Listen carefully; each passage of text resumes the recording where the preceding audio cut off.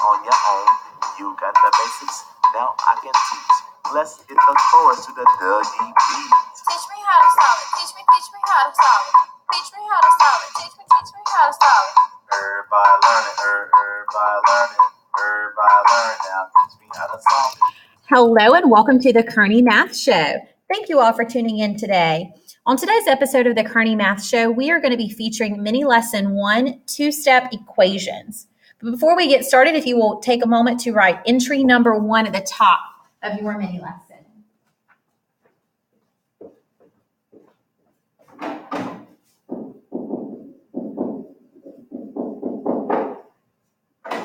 All right, and let's take a moment to look at our learning goals. Our learning goal is by the end of today, I want you to be able to remind yourself how to simplify expressions, but we're going to take it to the next step and we're going to be solving equations. So I want you to be able to explain to someone else how to solve a two-step equation. Okay, so let's dive right in and start solving some equations. So the past several days, guys, we have been discussing the process of building an equation and using that in order to solve it. So we're going to kind of think along those lines. So step 1, if I'm looking at number 1, the first thing is I want to locate the variable, okay? And I'm wanting to figure out what the variable is and isolate that variable. So my variable in number 1 is x, okay? Step 2 is I am trying to get to solve the variable for x. But first, before I can solve it, I need to take a step back and determine how the equation was built. Okay, so we need to talk about what happened in order to build this equation. So if we were to do that, if you look at x, what happened to x first?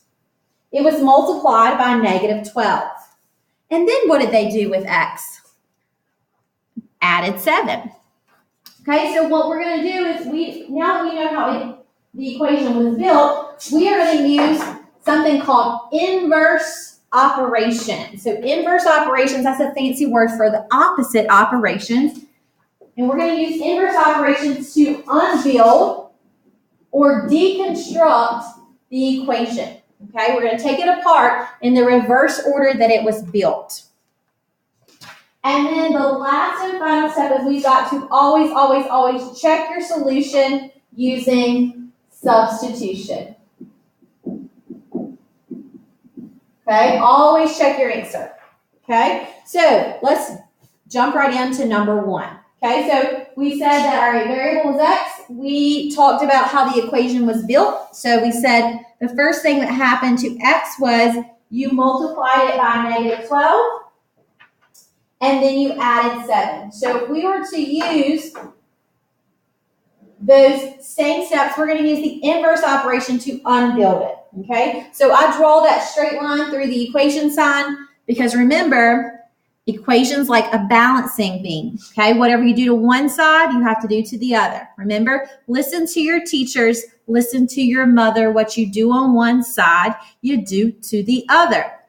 So if we were to go in the opposite direction of building it, what was the last thing that we said happened to x? The very last thing we said was you added 7. So we're going to use the inverse in order to unbuild that. So what can I do to unbuild adding 7? The inverse of adding 7 is I can subtract 7.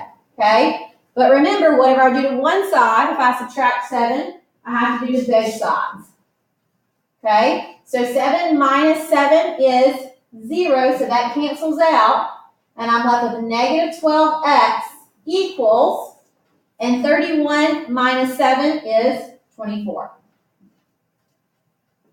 Okay, now we're still trying to unbuild it. We want to get x by itself. So what was the last thing that happened to x now? We multiplied by negative 12. So what inverse operation was the opposite of multiplying by negative 12? We would divide by negative 12. So if we divide negative 12, what do we do to one side? We have to do to the other. And what is negative 12 divided by negative 12? That is 1. And 1 times x is just x. So that cancels out and I'm left with x. And now 24 divided by negative 12 Positive 24 divided by negative 12 is negative 2. So right now we think that x equals negative 2 would solve this equation, okay? So, but we can't be sure unless we do step. So we've done step 1, we located the variable. Step 2, we just talked about how the equation was built. Step 3, we just went through inverse operations to unbuild. And that last and final step is super important. Always check your answer using substitution. So we're going to take this x and we're going to plug it back in and see if it works. So I turn to the side, I'm going to check. Okay? So that means wherever the x is, I'm going to put negative 2 and see if it really works. So negative 12 times negative 2 plus 7, and I'm wondering, does that equal 31? Okay? An equation that, if you hear the word equation, that means equals. That's saying one side equals the other side. Okay? So if we were to simplify that, negative 12 times negative 2 would be 24. Bring down my plus 7. And now 24 plus 7 is 31. And does 31 equal 31? Yes, it does. So that x equals negative 2 is correct. Okay? So we're going to go through one more practice problem, and then I'll let you try some on your own. Okay? So let's look at number 2. Let's go directly beside to number 2. Okay, so I'm going to go ahead. First thing I'm going to do is I'm going to draw that line through the equal sign so I can remember that it's an equation and one side has to equal the other. So whatever I do, listen to your teachers, listen to your mother. What you do on one side, you do to the other. So when I'm solving this, I've got to do the same thing to both sides. Okay, so step 1, locate the variable. What's my variable there? M. Step 2, we're going to discuss and determine how the equation was built. Okay, so what did you do to m first? You divided by 4. So m divided by 4, and then what happened? We added 7. Okay, so if we were to unbuild this, step 3 is we've got to unbuild it in the reverse steps. So what was the last thing that happened to m? We subtracted 7. So if we would do the opposite, what's the inverse operation of subtracting 7? Or excuse me, inverse operation of adding 7 is to subtract 7. Okay, so minus 7. Remember, whatever you do on one side, you have to do to the other. So subtract 7 on both sides. So 7 minus 7 is 0, and we're left with m divided by 4 equals 11 minus 7 is 4.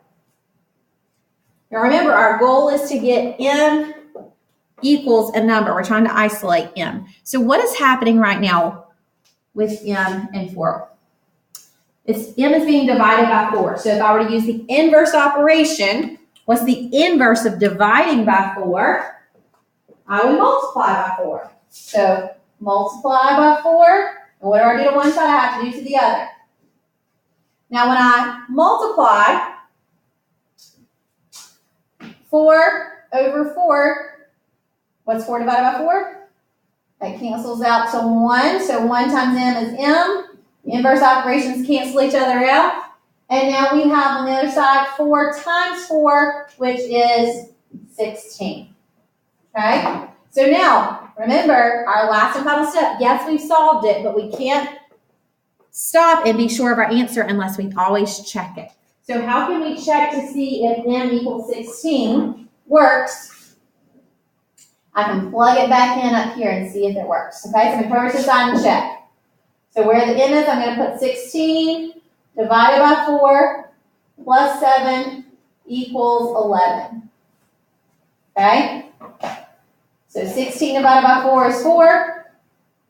Bring down the plus 7. And 4 plus 7 is 11. Does 11 equal 11? Yes, it does, so that checks out. Okay? So let's recap our steps. Step 1, locate the variable.